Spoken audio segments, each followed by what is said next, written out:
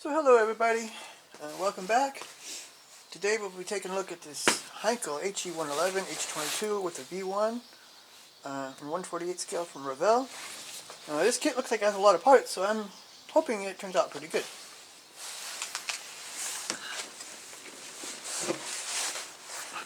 So here we have some box art here on the side of the built model. And here we can see the V1, one of the turrets. This is on the belly position, the nose, and one of the engines. There's not much to see in the engine here. It's a enclosed thing, so you can't see all the pistons and stuff. So that's going to leave out some detail that's not really required.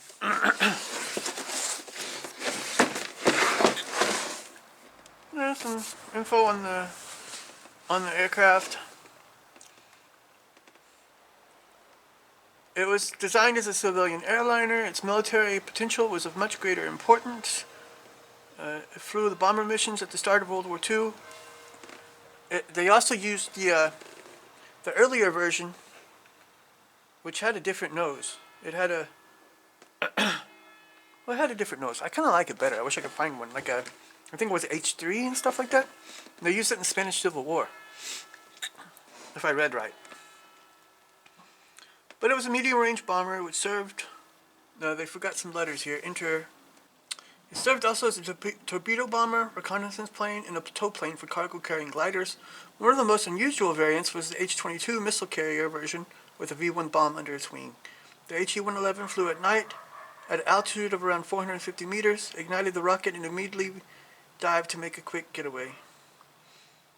I don't think they would be diving at 450 meters, though. They would probably, I don't know, go up, not down. But flame dampeners were fitted to prevent visual detection at night. Two Jumo 213A1 engines delivered 1,776 PS, which is Starke, which is horsepower in German. So you see, I did buy the FE245 cockpit instrument panel parts for this. It comes with also seat belts, which I find, these are good little kits and they don't cost that much. So here are the instructions for our He-111. We have our color chart here, which, like I've said before, I don't really pay too much attention to, especially by Revell and Hobby Boss, because you have different, like this one will say you should use this color and this color, and this mixture and this mixture, and you get another one that's supposed to be the same camouflage pattern, or the same colors at least, and it'll have a totally different mixture. So I pick what I think looks closest and then use that. I have a whole paint chart that I use for that. So we can see here the sprues. Got two big ones here with the wings and the stabilizers and stuff. The firewalls. Here's two with the the fuselage halves, the V2, some other parts. So that's 4, 6, 7, 8, 9. I think these two are clear. This one, okay, these 3 are clear. That one maybe 2. We'll have to look later which ones are clear and which ones aren't, because they don't ever really put it on here. So here we start 1 through 3. We're building figures, so it comes with figures. I'm a little bit lost here. It looks like there's something already put together and you're putting a part on it, but there's no instructions that come before that. It doesn't say what this is. It just says to glue that in there. But I think this is the bottom of this, maybe. This is the front part where the bombardier is. You also have, it's the cockpit floor. Here's the pedals and the steering column. It's called something else. What is it called? The steering thing. Sometimes. So then here we go, we're building seats. We have 2 seats here. One for the pilot, one for the co-pilot or navigator. And then here's the bombardier. Goes the belly, the nose gunner, and the bombardier, the pilot.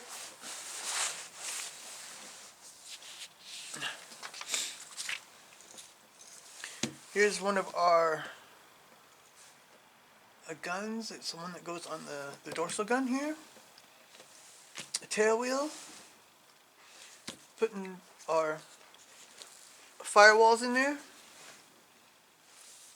And this waist gunner here. And put the turret in, put the two halves together. Here's the horizontal stabilizers. In here we have to drill some holes here. That's probably for the V2, V1 I mean.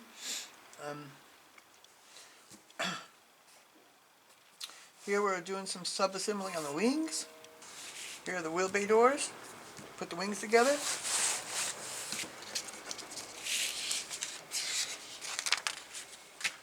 Main landing gear. Putting it in. The engine nacelle putting together with the exhaust here. And here's the hub and the intake. Putting the wings on, at least this one. No, same on the other side, yeah. And here we have the belly gunner here in the back. And here the front piece to this gondola position. Also this antenna, some internal parts for the front. It goes in here in the front part. This also. And then this cockpit piece goes there. And here we're building the V1. And you have either a closed bomb bay, well, the closed bomb bay, and then put the V1 on. And here's the glass nose. This instrument panel looks like goes here. Also here. And this piece goes here. It looks like a little lifeboat for a ship, actually, kind of. Some more details that go on to the cockpit here. Then you have the propeller hubs, landing lights, pitted tube antenna. And here we have our painting instructions. I have two different versions, but I bought other decals for it because the numbers didn't match. These numbers didn't match, so I bought some that did. And here's some instructions for decals for everything. The painting instructions for the top and the bottom and the V1 and the sides here. And here's the painting instructions for the other one. It's calling for RLM 70, 71, and 81. So here's our Revell decal sheet. And these are the ones from, these are printed by Revell. I like the ones better that they print in Italy. They're better. These are old, they're yellowed, but they still look pretty good. And for being as old as they are. Printed in 1996. But I'm not going to use these probably. I'm not really sure yet. They do look pretty good still, even though it'll probably going to need a clear coat, and you see there are decals for the instrument panels, but I will be using the Edward instrument panels. You also have a lot of warnings and stuff, so it's a good decal sheet actually. I might use some of them, but so what I bought for it was from Eagle Decals. These sheets here.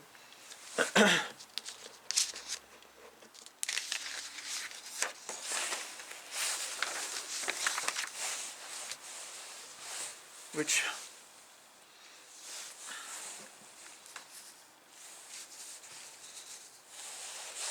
the decals look good too. And they're a lot newer than the kit decals. And Eagle decals are pretty good. And this, you can make 4 different versions. You have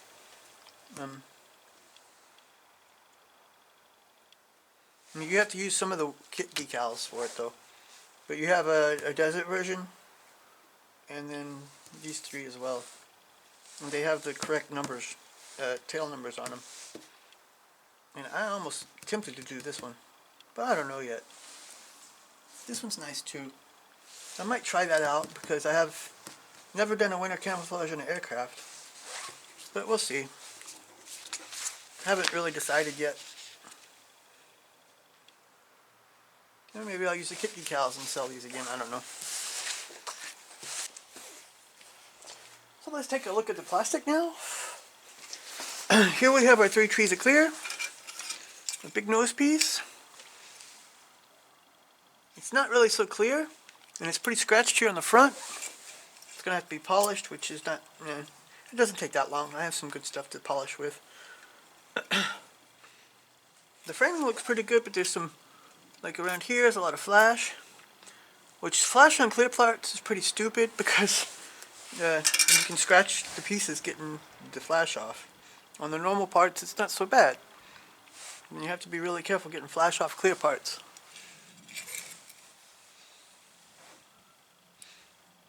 But they are crystal clear except for where it's scratched, like here on the front. And that's because of the way it was packed, with parts rubbing against it. Scratched. There's actually 3 trees, or 3 sprues, but they put these 2 together, which really doesn't matter. You have your turret glass there, a lot of flash here as well. But like I said before, flash isn't, for me, a really big problem. I don't really, unless it's this, sometimes you get some really thick flash. I had that on the 747 I built, and that can be a problem getting it off. Because the Revell uses sometimes some really old molds, and they just get so much flash on them sometimes. So here are our wings, horizontal stabilizers, wheels, tail wheel, the bulkheads. Now, it does have some good engraved detail. Here you can see the fuel fillers here. Some good detail here on the bulkheads too. And even the cables are there, which is a really nice detail that's not often added. This looks good, I think. I mean, it's not separated, but it does have a really nice look to it. The wheels look good. They are weighted, which is nice. Another nice detail they added. Some weighted wheels.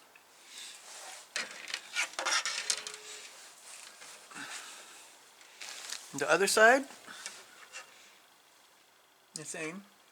They have also some nice detail on the inside of the wheelbase. There's cables and lines running through there. But here we have a molding mark. Wow, 1994. That's going to come off though. A little sand it down, get it off. And here's for the propeller hubs. I don't know what they are. For the blades there. One of the instrument panels here, which all this detail is going to come off, so I can put the Edward on there. There's a belly piece here, also nice engraved detail. Hope you can see the inside of the wheelbase. I'm really happy to say that they did a good job molding that there. It looks nice. And they put detail in it, which is great. They don't do that a lot. So here we have the floor of the cockpit here. It looks nice, I think. Some rivets around here. Little detail there.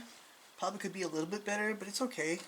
This does have, here's one of the seats, the pilot seat I believe. And it has molded in seat belts. Here's for the main landing gear. They look good as well. Yeah, these 3 parts. Here's the insides of the wheelbase. The doors are molded in, you see? But it also has nice detail there. It has the tanks, lines. It looks nice.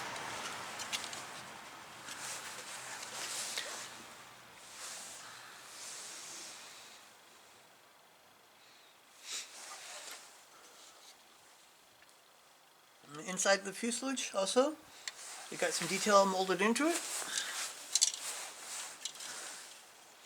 You have your framing around there. And also some lines here through here. There's some lines here. Some of the internal parts here. Nice.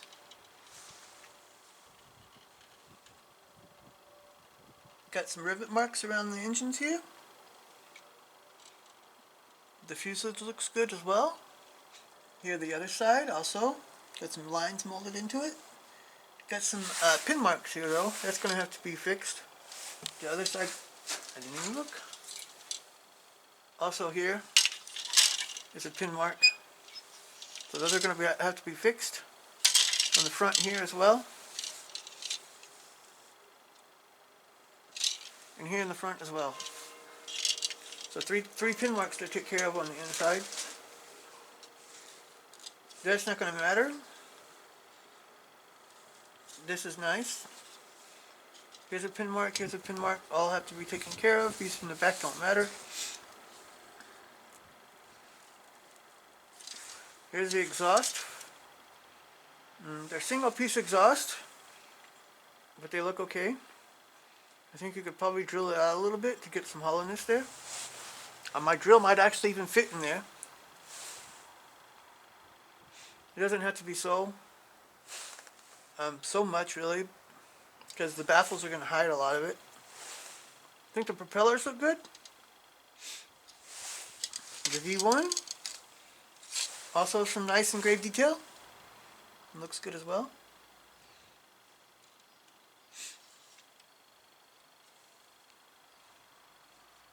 The turret here.